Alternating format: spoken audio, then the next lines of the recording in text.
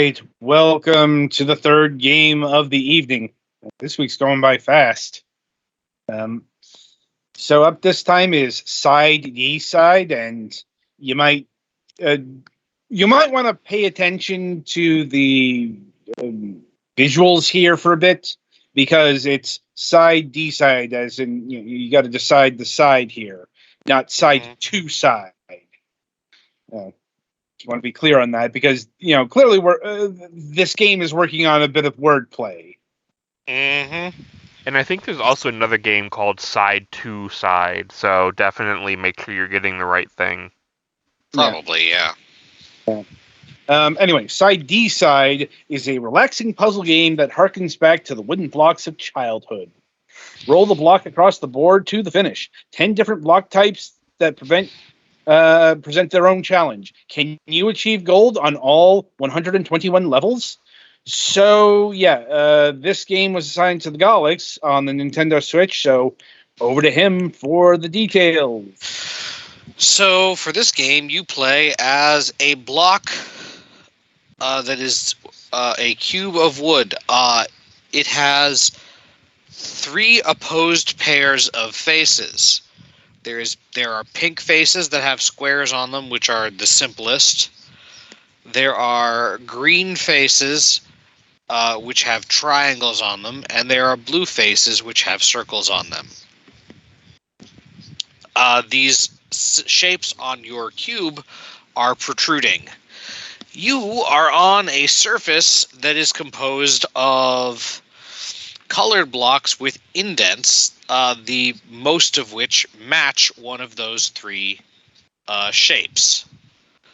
And you have to roll your cube along so that all of the shapes always match the position you're rolling to. Squares are normal.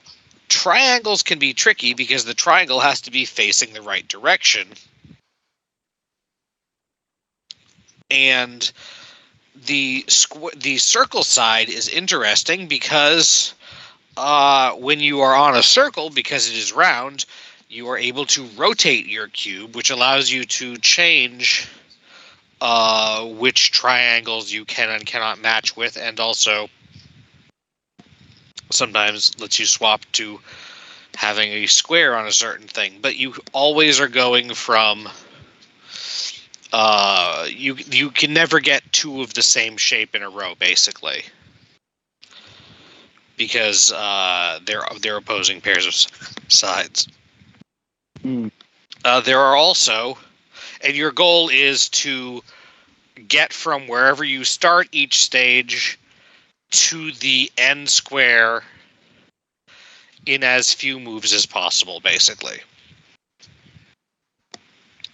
There are also special squares which get introduced later, including star squares, which you can land on with any shape. Star squares with exclamation points, which you can land on with any shape, but also fall away after you've been over them. So you, before those ones, you can always go back and rethink things. After that, you might actually have to restart if you get yourself stuck. There are teleport blocks and a few others. I did not get super far in this because ultimately, to be good at this and solve the puzzles, you have to be good at thinking many moves in advance, which I am bad at. And yes, at the end, when you beat the stage, you get a ranking of gold for about the minimum number of moves, silver for slightly worse, bronze for even worse than that, and a normal color like pink for you managed. The first several stages are actually relatively easy to gold if you complete them at all, but once you have a lot more wildcard spaces and bigger things, it's a lot easier to have significant variance in the amount of moves it takes to finish the stage. I am 99% sure it doesn't grade you on time.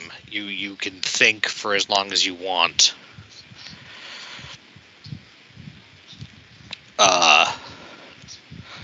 Honestly, having an actual manipulatable of the cube probably would have made it a lot easier. I have a hard time visualizing which way the triangles are facing in advance. And those are kind of the most common limiting factor. Do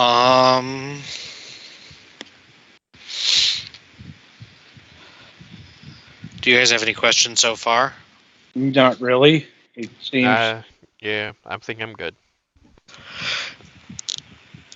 So it's fairly straightforward in concept, but I think it's actually a pretty interesting puzzle design. I kind of like how the overworld, the level select screen is basically made out of the same kinds of cubes as the levels.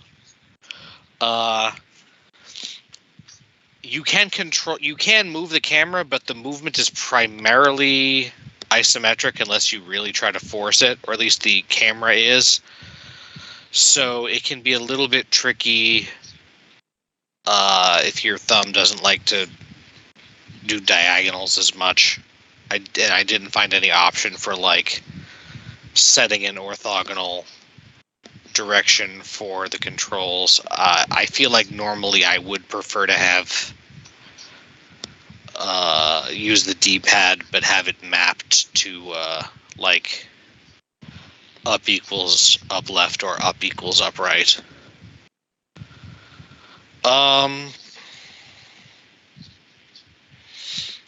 Yeah, I think overall it is a pretty solid game. The music is nothing special.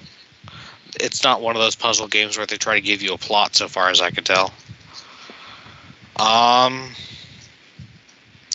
And yeah, apparently there are 121 levels, so a decent number of them, considering that some of the stages get pretty large pretty quickly.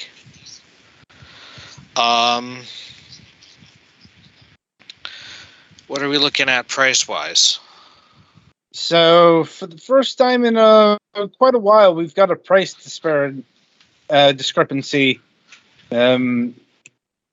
Especially weird because Blue Volcano is the publisher both on Steam and the Nintendo Switch. But on Steam, it's $4.99, and on the Nintendo Switch, it's $6.99. It seems more like a $5 game than a $7 game, but I don't think that that's unreasonable.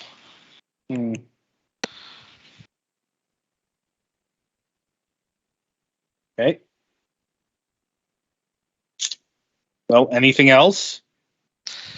I think that's about it, unless you guys have questions. Nope.